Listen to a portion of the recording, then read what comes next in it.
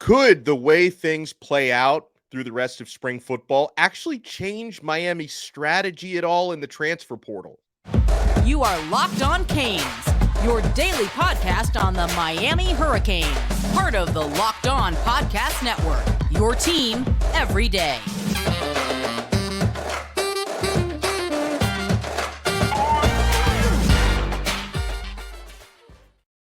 I am Alex Donno, your host. I'm a University of Miami alumnus, longtime South Florida sports radio vet, and contributor to allhurricanes.com. Thank you so much for making Locked On Canes your first listen today. We are available free wherever you get your podcasts and available free on YouTube. It is a Truth Teller Tuesday with Bruce Warner. I changed the name of the day, Bruce. Bruce, it's so great to have you back. How are you, sir? I'm doing great. I'm really doing great. I mean, I'm disappointed, obviously, from the game on Saturday, but hey, Nobody expected them to be there. I know. And I told you, asked me about basketball a few weeks ago. They don't have a rim protector, and that cost them. You could be off, but they gave up layups and dunks, and they were getting second, third, fourth rebounds. That's not. You need a big guy. They had a couple of big dudes that were pretty good. Yeah, they just got to find somebody, because if they could get technically everybody comes back. Except for Miller. Everybody could come back. Yeah, it's just going to be a matter of, convincing everybody to stay, certain players who may want to test the NBA waters, or, if anyone does want to go into the transfer portal. Nobody did last year. Miami didn't lose any players in the portal last year, so hopefully that's the case this year. We'll circle back to hoops. Okay. As far as football goes, Bruce, you and I, we both got a little bit, as much intel as we could out of that second scrimmage. And, the way things have transpired so far over 3 weeks of Hurricane spring football now in the books. I'm curious to chat with you about how transfer portal strategies may be changing or evolving. And maybe they haven't, okay? But I look at certain position groups where Miami is expected to be active in the transfer portal. One of those is defensive tackle. And the need is still 1,000% there. I think the Canes need to find an over 300-pound space eater, run stuffer type of guy, because the two tackles that they brought in the portal are both under 300, and they need more size in that area. Wide receiver has been a big one, and I know Miami's got a couple targets out there, Gary Bryant Jr. and Tyler Harrell, who I'm sure are still targets. But I also kind of wonder, with the way Miami's receivers have been looking pretty good throughout spring practice and the scrimmages, I wonder if maybe that's becoming less of an urgent need right now. Well, I would think so. I think the D tackle is a need that you just can't ignore. I'm surprised they brought in 2 undersized defensive tackles. Yeah. I mean, Gore is small. I know he's good, but his level of competition, I don't know. And I just feel more comfortable with a 320-pound guy that can collapse that pocket and stop the run and let everybody else do their job. So I don't think we're going to back off of that. If there's somebody out there, I don't know. Now, the kid that we got to recruit the kid from North Carolina. Horton. But he's not here. I know. And that's not good. And you talked about the offense. Fletcher's not here. And that's not good, because it's not just running the ball. They're not going to put him in there if he can't block, if he doesn't know how to pick up a blitz, chip a guy coming off the edge. So, there are thin at running back. I don't see them getting any other running backs, maybe. But the wide receiver thing, as I mentioned 2-3 weeks ago, look out. Look out for I just mentioned his name to you. Now my mind's running. Oh, is it Jacolby George or Colbie Young? Jacolby George. I said he has to come out of this 2-year funk he's been in, and he gained some weight, and he did well the other day. So take a guy like that who could take it to the house on any play, even if it's a slant. He helps Young. We know Restrepo is going to be in there. Isaiah Horton's getting some burn. I'm not sold on Ladson. I just don't know if he's ever going to move up to the next level. So, if they can get one of the guys you mentioned, absolutely, they'll take him. And, of course, you got the 2 young kids. You got Washington and Ray. So those are guys that could take it to the house, but I don't know if they're defense stretchers. You're not going to have safeties roll on those guys. So George is critical to help Young. I think that the offense doesn't have to get another wide receiver as long as these guys stay healthy, which is the $64,000 question, because we never stay healthy. I know. And the other thing, I trust this offensive coordinator more than I trust the last one to get creative with getting guys on the field, because Miami is specifically pretty deep when it comes to guys who have the body types where they specialize as slot receivers, right? Right. You know, Right. you mentioned the young guys, Ray, Joseph, and Robbie Washington. And Robbie had that ridiculous catch last week on that deep pass Mhm. from Jacari Brown, which was, one Right. of the Oh, that better was a great highlights. play. It was just an unbelievable play. It was a really good throw, but an even better catch. So he's been out there impressing. So is Ray. And Rashard Smith looked really good, I heard, in this most recent scrimmage. And Xavier Restrepo is just Mr. Reliable. He runs good routes. He catches everything. He's more athletic than people think. So they've got like right there 4 guys who like technically play the same position. But, I would think that this offensive coordinator, if everything I understand about Shannon Dawson is true, about him being just a little bit more flexible and more creative than the previous OC was, he's going to find a way to get 2 and 3 of these guys sometimes on the field at once, because you want to have your best players on the field, even if that means breaking the formation a little bit. Don't be surprised if they put Ray in the backfield. So he's going to have a linebacker on him. If they put him in a slot, he's got a corner or the fifth, a nickel back or somebody. So you're right on that. These guys, he's smart. He really has this offense down to where he wants it. He's got weapons, which they didn't use last year. It was very vanilla. The whole thing was vanilla, especially in the red zone. But yeah, he'll find mismatches, and if someone wants to cover Ray with a linebacker, best of luck, because you're not going to be able to do it. Now, so I'm excited about the offense. I told you I was excited about the offense because you asked me about it, and I said what? Only if the offensive line. And I saw your podcasting the other day, and you were raving about the offensive line, right? Yeah, I was. And it looks like they've got bodies. It looks like they're working really hard. And the only thing, as I say, and I've said it all along, is they still have not played one down together as a unit. Now, they'll have the spring practice next week, the spring game on the 14th, and then they off for a while, and then they go back to the fall practice. I think they're going to be a work in progress, even on the O-line, as good as we think they're going to be. And then they got a couple of chippies before they play A&M. But I think overall, if that line improves, I think the offense is going to average almost 40 points a game. I really do. I like what you said about the offensive line having not played together, because that was one of the reasons why I was so impressed with Javion Cohen when we got to speak to him in the media a couple weeks ago for the first time ever since he's been at Miami. And he just, like, if he wants to be a coach someday, I think he could be a coach, because he's just very intelligent and has good perspective. Because he even said that, like, somebody asked him, hey, does Miami have the type of O-line talent that you were used to seeing up in Tuscaloosa? And he said they're not far off, but he even mentioned we got to build chemistry. Like, they're building that chemistry, right? Because you can't just look at, 5 individuals who have been starting in practice and then some good players who are on the bench right now, like Samson Okunlola is, not starting right now, but, you can't tell me he's not going to be a starting left tackle at Miami within a couple of years, because he absolutely will be. So you've got some quality depth there. But I thought Javion Cohen said basically what you were just saying, Bruce, in that, like, you can't just judge this offensive line based on, 1 through 5, 1 through 8. We got to see how everybody plays together. Right. Well, I can't take credit for that, because that stuff comes from my friends like Leon Searcy and Bryant McKinney and Kelvin Harris and Claude. I get that from those guys, because they tell me that all the time. That's really the issue. They have bodies. Have these guys played together? Do they know what this one's going to do if something happens unusual after the snap? And they don't know what that is yet. That's the experience factor. Yes, they're big and they're massive. I think they're going to be way more physical than we've seen Miami play in the trenches in a long time. And they may have to, because they may have to score 40 points to win. They might have to. And something Bruce and I are going to talk about on the other side, when it comes to transfer targets, how high of a priority should quarterback be when it comes to bringing in like a veteran backup? Like, how high should Miami weigh that when they're looking at their options next month? So keep it locked right here. We're only getting started on a new episode of Locked On Canes. Guys, the Bilch March Madness bracket is still here. You can still vote. We know you have a favorite bar or puff.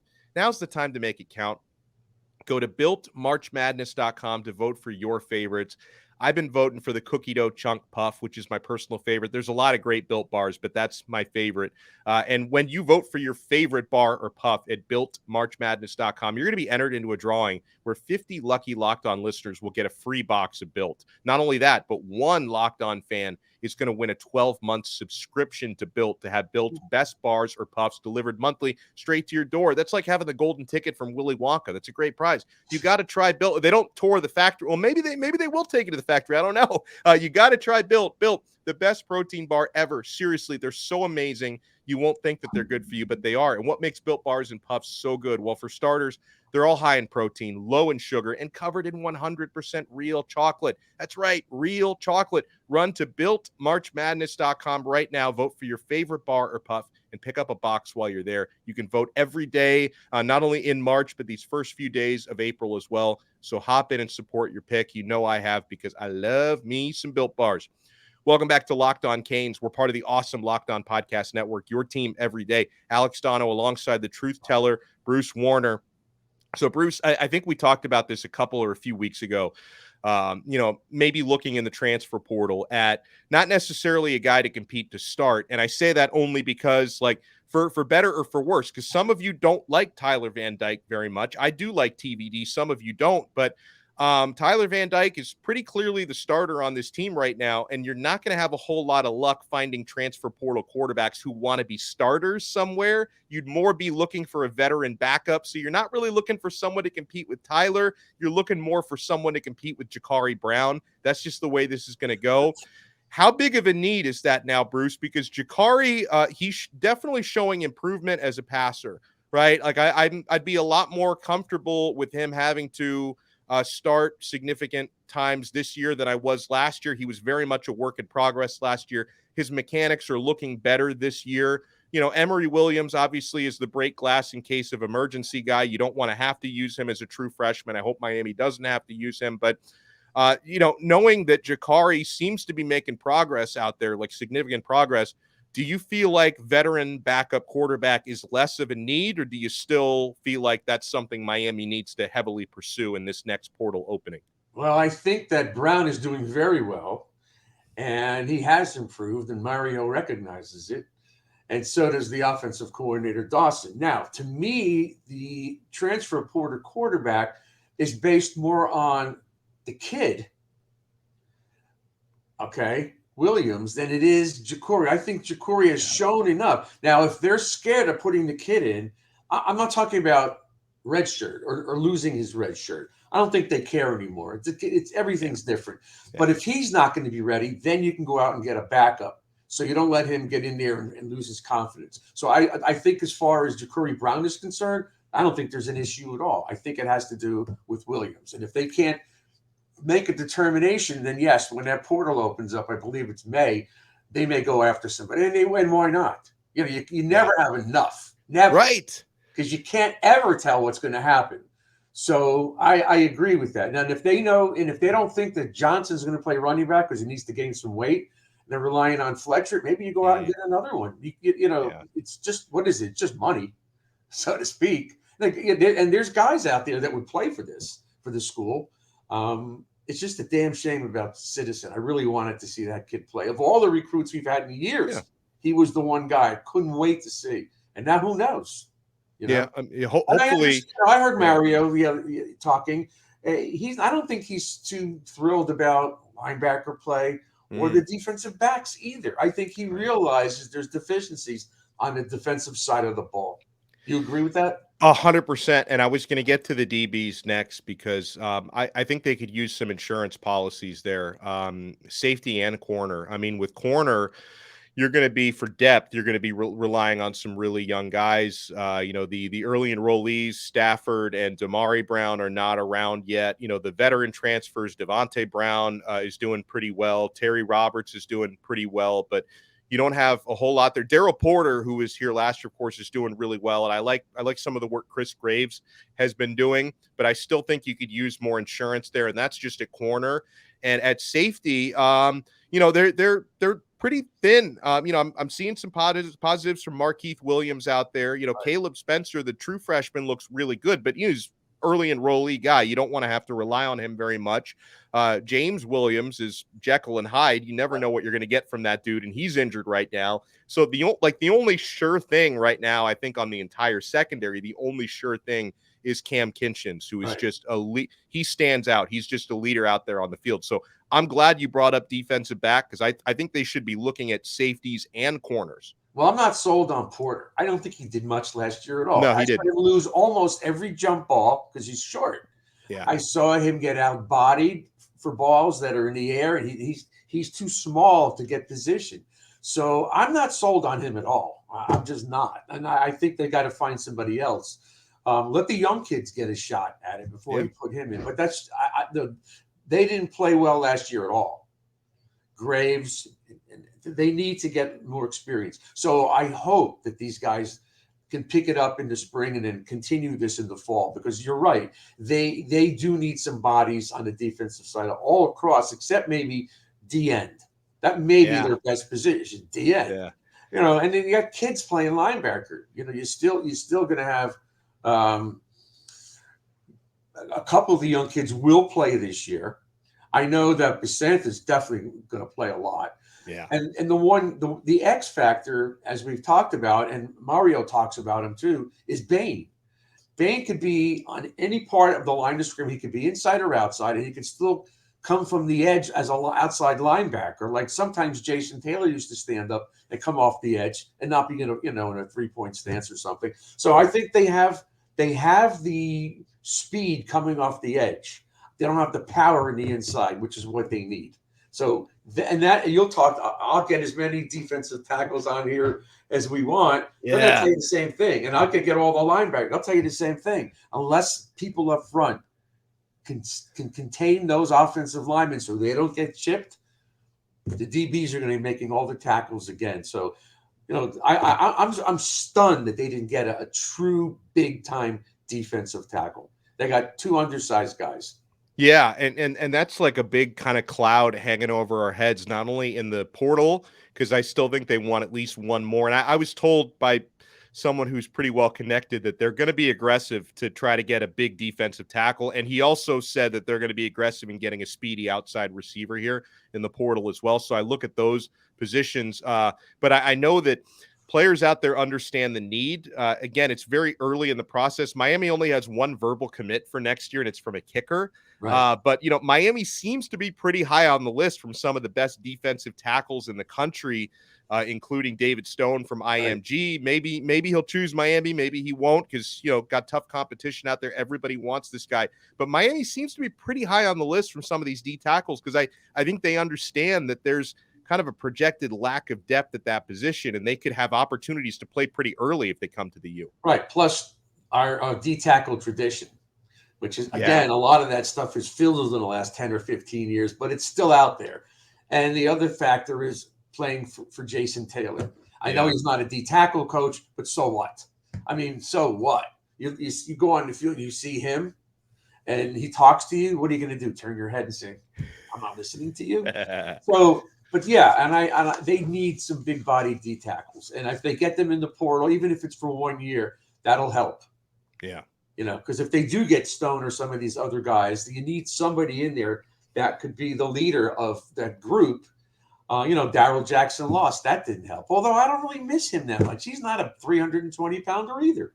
He's okay. Yeah. The only thing, and I don't pretend to follow Florida State's spring practice very closely, but I have been told by someone who covers Florida State that he's looking really, really good up there in Tallahassee. So I don't know, he'll maybe be playing with a chip on his shoulder. We'll see him, in the regular season. Hopefully Miami can do better against Florida State than they did last year. But supposedly Florida State is really enjoying what Darrell's been doing up there already. So hopefully it's not. He was a hardworking kid. Yeah. He worked hard. He was not. He wasn't a slouch. You watch guys like Neston. He was in. He played and then he took off. He played. He took off. Yeah. Same thing with Taylor. Good kid, major upside coming in here. 2 years and very inconsistent. And now he's hurt. So he's halfway through his career and he's hurt in the spring of his 3rd year. You can't have inconsistency. You've got to have dominant people, and they've had it in the past. So. I'm going to try to get Wilfork on. I told you before, but I'll say it on the show. I'm going to try because I'll probably see a lot of these guys at this alumni dinner this weekend because I'm going. Nice. Oh, that's great. If you can sneak me an extra ticket, actually, I probably can't this weekend because I got a bunch of relatives coming in for Easter weekend. So we'll see if I can sneak off. Maybe. Yeah, I'm going as Mark Caesar's guest. So. Oh, okay. So you're a guest already. So what? Oh, you sneak me in. By the way, guys, thank you so much for making Locked On Canes your first listen today. Make sure for your second listen, Locked On College Basketball. Isaac Shade and Andy Patton are going to wrap up the awesome men's season, women's season. Unfortunately, our Canes, they got so close they couldn't quite get there. But make sure you check out Locked On College Basketball with Andy Patton and Isaac Shade, available free on YouTube and free wherever you get your podcasts. Speaking of transfer portals, Bruce, I know that you have been telling me for weeks Miami needs some 7-footers on the basketball team. And like our guy, one of our listeners, Chalupa Batman, always puts out these like hype videos and these pictures of like guys who are in the transfer portal. He keeps posting there's like a 7-footer from Oregon. There's a guy from Michigan who are going in the portal. Like, let's bring some of these guys in, man, because I felt like Miami was maybe another big man away. Yeah, I watched the games this weekend. FAU has the big guy, but you know what? He caused more harm to his own team than he did the other side. Meanwhile, you saw UConn, and they had a couple of guys come off the bench, and even though they weren't starters, they were good rim protectors. The one big kid came off from the weak side and blocked the shot. We don't have that. Miami doesn't have that, and it hurt in this game to not have an intimidator in the inside and not have an offensive presence. A couple of times, Norshad had the ball underneath. He got a shot blocked, or he walked, or he's great, but he's not big enough. And I'm pretty sure that Jim knows he's got to go out and get some guys, even if they're not high-powered offensive players. They need rim protectors, they need rebounders and shot blockers and intimidators, knowing that if you get beat off the dribble, there's somebody there to protect you. They don't have that. Right. Yeah, no, absolutely. And, I want this team to stay competitive. Obviously, making it to the Final Four, 2 years in a row is not an easy thing. It's why that doesn't happen very often, but I want them to stay competitive. Hey, guys, make sure you keep listening and supporting Locked On Canes. If you can leave us a 5-star review on Apple Podcasts, Spotify, wherever you get your pods. Thank you. If you're a YouTube viewer, make sure you smash that like button and subscribe to our channel. Make sure you sign up for our exclusive SMS texting service at Subtext. I include a link in the show description below. First 2 weeks completely free. And if you want to hang around after that, $4.99 a month. We give you plenty of nuggets on there. We give you exclusives. Oftentimes before we talk about them on an episode, or sometimes we'll put stuff in there that we never even get to talk about because we do about half hour a day here, and I could probably do 10 hours a day if I had the time to do that. So make sure you sign up with the link below to our Subtext SMS service, and we will talk to you guys again next time on another episode of Locked On Canes, part of the awesome Locked On Podcast Network, your team every day.